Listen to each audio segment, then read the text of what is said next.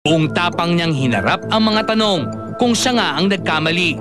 Kaya't dumating ang unos na kailangan niyang harapin. Marami tayong dadaanang mali, kaya natin masasabing mali dahil napagdaanan na natin, hindi ba? Kaya marami naman tayong maituturo sa mga kaibigan natin, sa mga anak natin, sa mga kapatid natin para maitama ang mga mali. Incidentally, 2011 marks Maricel's 40th year in showbiz. Kumusta naman ang kanyang love life? Ay! May ganun ba?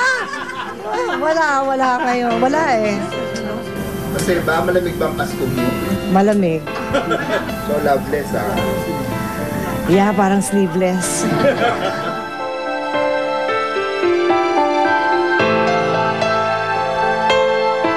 Eto, ikaw ba malamig ang Pasko mo? Mainit pa rin.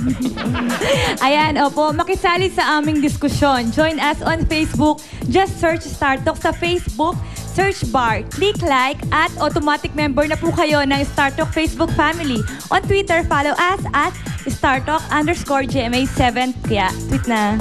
Eto, hindi ko alam, Ricky, kung tatawagin mong malamig o mainit ang Pasko nito. Mainit yan. Si tingin mo okay. Jeneline Mercado, umamin, mga kaibigan, sa relasyon nila ni I Love You Lucky. Mainit Luis yan, diba? Manzano. Abangan ang detalye, mamaya. Oo, at abangan din natin ng isang masayang edisyon ng T, tabloid sa T, The Tig Bags Authority. But, before that, Manny Pacquiao may panawagan sa mga Pinoy na nagduda daw po sa kanyang tagumpay. Huh? Watch this.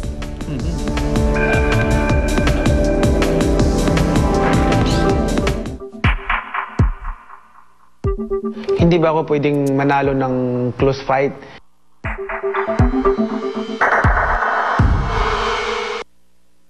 Sinagot na ng pambansang kamao ang mga batikos hinggil sa kontrobersyal nilang laban ni Juan Manuel Marquez noong linggo.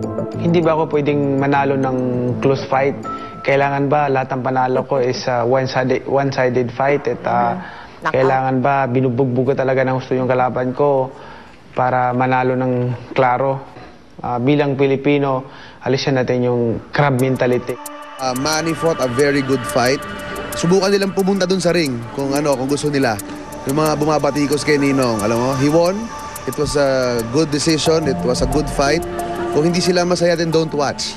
It's a tough fight. Marquez is a very good boxer, but I felt Manny, he was more aggressive. 3 araw matapos ang laban, kumalat sa mga social networking sites ang video at mga larawan ng di umano'y pang-aapak ni Marquez kay Pacquiao during the fight. Hindi ko pinansin dahil alam ko naman may referee at kung makikita ng referee at hindi naman ako mareklamong boksingero na lagi nagrereklamo. Taliwas sa mga haka-haka ng ilang sports analysts, napanatili ni Pacman ang titulong pound-for-pound king mula sa prestigious Ring Magazine. Nasa pangalawang pwesto pa rin si Floyd Mayweather Jr. na isa sa posibleng makalaban ni Pacquiao next year. Hindi pa natin alam, Mike, but definitely boxer yung mga kalaban natin sunod. Pero hindi pa alam kung sino. Samantala, hinarap na rin ni Manny ang di mamatay-matay na chismis tungkol sa sinasabing tagilid nilang pagsasama ni Jinky. Kami okay naman, sa awa ng Panginoon at sa Kanya ko lang pinapabayaan lahat at lagi lang tayo magdasal at magtiwala sa Kanya.